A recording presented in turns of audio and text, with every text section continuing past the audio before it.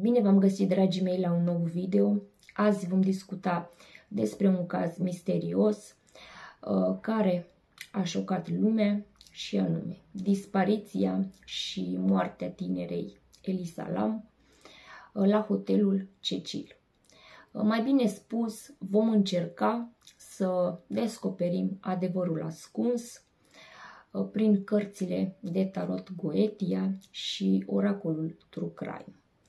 Și haideți să începem. Ca prima întrebare pe care eu am adresat-o tarotului Goetia a fost următoarea: ce s-a întâmplat cu Elisa Lam în acel hotel? Iar ca prima carte avem 4 de cupe. Cu 4 de cupe văd foarte multe gânduri, foarte multă apatie din partea ei. Simt că aceste gânduri o urmăreau de foarte mult timp, ca și cum nu o lăsau în pace. Și nu numai, simt chiar și o stare de izolare, de depresie foarte, foarte intensă, posibil chiar cu foarte multe nopți nedormite și cu foarte mult stres. Cum vă spuneam, deja din această primă carte, dar și cărțile care au ieșit în această etalare ne arată, cum vă spuneam, o stare de depresie, de anxietate, de coșmaruri, izolare și foarte multă apatie. Simt chiar că Elisa se simțea prinsă într-o capcană. Simt foarte, foarte puternic asta. Și nu numai. A doua carte, dragii mei, avem spânzuratul. Aici ne arată clar un blocaj, ca și cum energia ei era prinsă în energia spânzuratului, nu se putea mișca. Dar când spun asta mă refer pe plan psicologic, dragii mei, mă scuzați, nu mă refer la planul fizic, nu. Vorbesc de planul psihic, mental, emoțional. Cu spânzuratul ne arată că totul a fost blocat, ca și cum era suspendată între două lumi, ca și cum nu putea să acționeze și să întreprindă o cale, acea cale corectă, da? Următoarea carte avem Cavalerul de cupe. Cu Cavalerul de cupe simt și văd emoții intense. Ca și cum cineva a atras-o spre ceva, undeva, dar cu intenții ascunse. Nu i-a spus adevărul. Ca și cum, dragii mei, cineva i-a promis ceva frumos, ceva bun, da? O realizare, dar realitatea în spate era cu totul și cu totul altceva. Cum vă spuneam, Cavalerul de cupe, dragii mei, spune că Elisa a fost atrasă spre o iluzie, spre ceva care părea foarte frumos, dar în realitate a dus-o la o adevărată tragedie. Și de ce spun asta? Pentru că din oracolul True Crime avem Love, care, mai bine spus, ne confirmă faptul că aici este vorba, mai bine spus, a fost vorba despre o persoană care a intervenit, da? Simt că această persoană nu a fost cunoscută, nu a cunoscut-o nimeni, decât Elisa o cunoștea.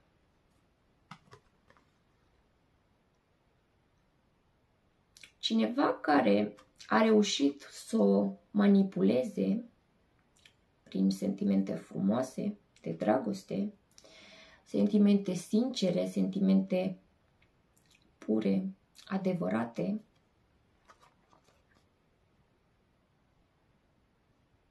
chiar cu minciuni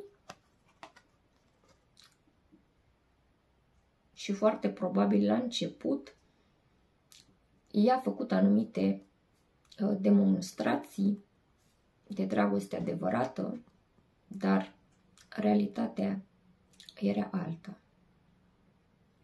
Simt că ea și-a făcut foarte multe iluzii, speranțe în legătură cu această persoană, această dragoste,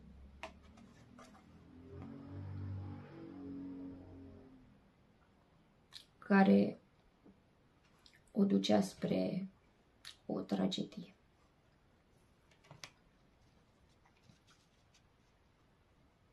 Această persoană a influențat foarte, foarte mult ceea ce i s-a întâmplat lui Elisa. Haideți să mergem la a doua întrebare și anume, ce forțe sau energii au influențat circumstanțele dispariției lui Elisa? Iar ca prima carte avem Regina de Spade. Aici văd foarte, foarte puternic o energie predominantă, foarte rece, manipulatoare, cum vă spuneam, mincinoasă și perversă, cu foarte multe secrete în spate și intenții necurate.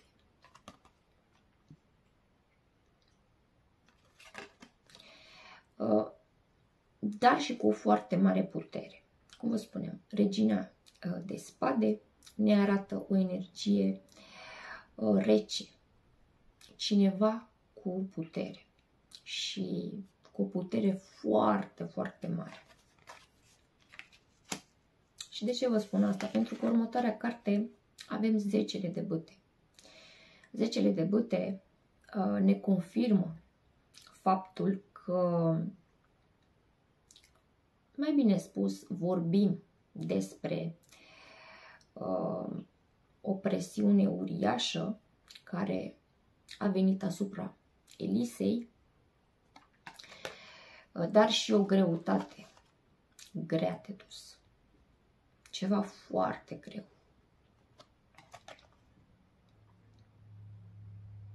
Aici ceva s-a întâmplat.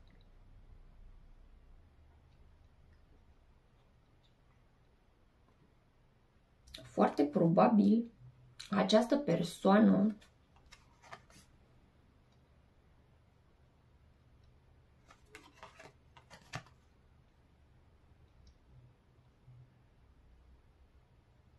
tind să cred că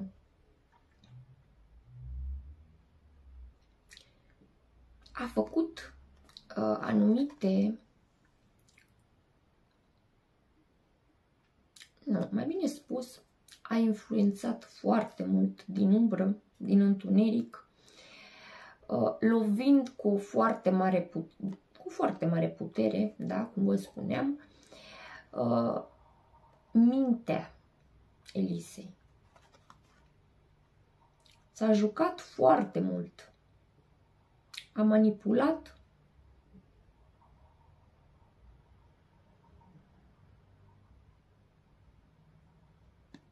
Simt foarte, foarte puternică asta.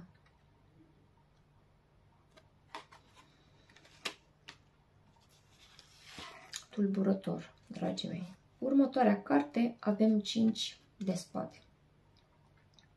Văd foarte multă durere. 5 de spade, durere, trădare, minciună, suferință, o suferință nemaipomenit de mare. Cum vă spuneam, 5-ul de spade ne arată o luptă murdară, întunecată, de trădare, da? Iar oracolul ne confirmă ceea ce vă spuneam, pentru că apar mesaje ca partener. Aici a fost cineva implicat, da? Eu tind să cred că ea a cunoscut în secret, în tăcere, un bărbat, da? Care a influențat extraordinar de mult mintea și gândurile Elisei, dar și acțiunile ei, care o controla, simt foarte puternic, avea o putere nemaipomenită asupra ei. Și de ce spun asta? Pentru că această tragedie, mai bine spus, nu simt că a fost întâmplătoare și nici cum s-a spus în mediul online, în unele cazuri, că a fost vorba despre o sinucidere. Nu simt, dragii mei, sunt sinceră cu voi, nu simt să fi fost o sinucidere. Și de ce vă spun asta? Pentru că următoarea carte avem strangulare. Aici ceva s-a întâmplat. Apoi avem suicid, motel, hotel, ceea ce ne confirmă că ea era în acel hotel Cecilia, da? Apoi avem drugs, poison, droguri, medicamente, da? Otrăvuri. Toate acestea, cum vă spuneam, indică faptul că Elisa nu a fost singură în acest joc întunecat. Aici cineva a contribuit, da? Cineva în întuneric, în tăcere, în acel hotel al groazei, și da, spun al groazei pentru că simt foarte puternic un loc întunecat, rece, cu foarte multe mistere și secrete care încă nu au ieșit la iveală, da?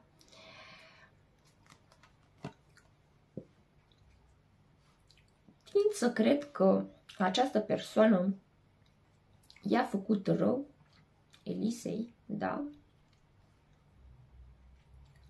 Iar apoi a făcut, mai bine spus, a înscenat ca și cum s-ar fi întâmplat, ca și cum ar fi fost totul o sinucidere. În acel hotel-motel, da? Sau ar mai putea să mai fie o altă variantă,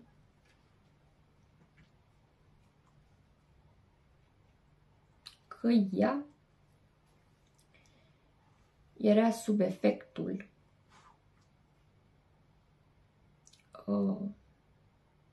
ale anumitor substanțe interzise, da? Și anume droguri, că această persoană ar fi drogat-o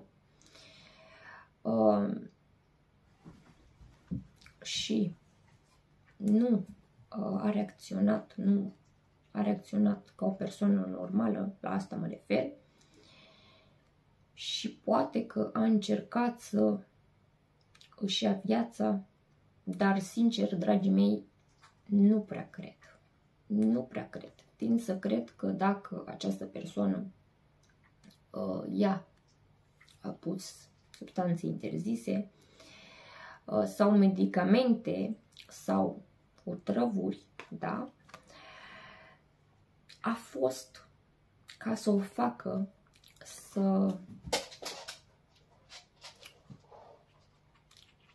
să se piardă. Să nu mai știe absolut nimic, da? Să poată el să acționeze. Simt foarte, foarte puternic asta. În acel motel, în acel hotel s-a întâmplat asemenea lucru, da? Pentru că dacă ar fi fost o sinucidere, ea nu ar mai fi ajuns în acel rezervor. La asta mă refer. Iar cu strangulare se vede clar că aici a strangulat. A strâns-o de gât. Iar apoi a înscenat acea sinucidere. Să spună că ea s-a sinucis. Și cum vă spuneam, ar putea să mai fie încă o altă variantă, cum ea era foarte, mai bine spus, într-o stare de depresie, de izolare, de apatie. S-ar putea să fie avut chiar și medicamente pe care trebuia să le ia, dar nu simt că ea ar fi luat mult mai multe medicamente ca apoi să se sinucidă. Nu. S-ar putea să fi fost o combinație, ca această persoană să-i fi dat, să-i fi pus, mai bine spus, droguri, da, sau otrăvuri, pentru că știa că i-ar fi adus un sfârșit tragic, pentru că ea lua medicamente.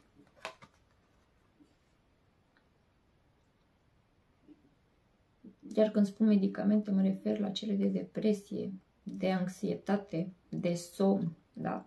Nu mă refer la alte medicamente. Cum vă spuneam, nu a fost singur.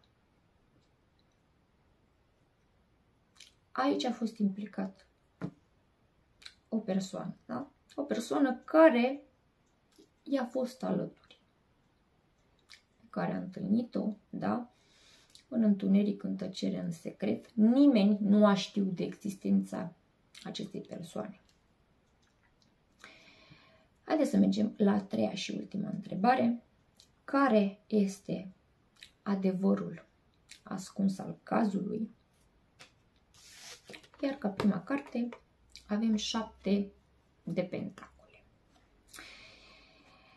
Simt foarte puternic cu 7 de pentacole că cineva a așteptat momentul potrivit ca să acționeze.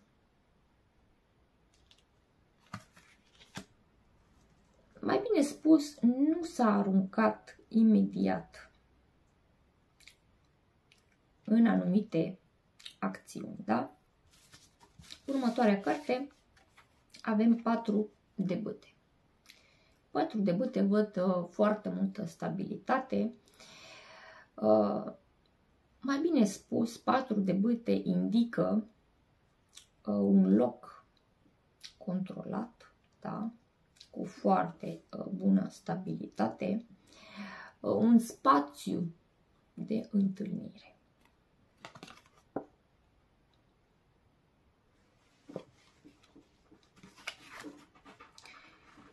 Iar ultima carte avem regele de bâte. Regele de bâte arată o figură masculină. Avem o altă confirmare, da? Foarte dominantă, puternică, răzbunătoare, cineva din umbră, cineva în secret, în tăcere, care a acționat, da? Cu o foarte mare putere și care simt că a influențat foarte mult ceea ce s-a întâmplat, ducând la această tragedie. Iar ultima carte avem Mind Control, ceea ce ne confirmă faptul că cineva din umbră o controla. Îi controla mintea, gândurile, acțiunile chiar. Simt foarte, foarte puternic asta. Mai bine spus, oracolul ne aduce un mesaj care este unul tulburător, cu Mind Control, da? Asta sugerează manipulare, minciună, trădare. Iar când spun manipulare, mă refer la manipularea psihologică, da? Poate chiar experimente ascunse care le-a făcut această persoană Elisei, da? Și simt chiar că moartea Elisei ar putea fi mai mult decât un simplu accident.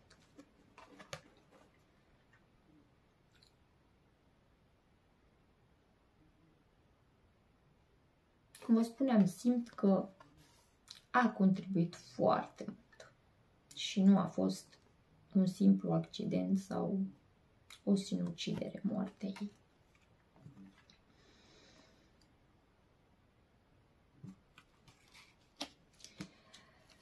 Da, dragii mei, cazul rămâne unul dintre cele mai șocante și tulburătoare, dar și cele mai mari mistere. O tânără prinsă între depresie, manipulare și influențe întunecate externe.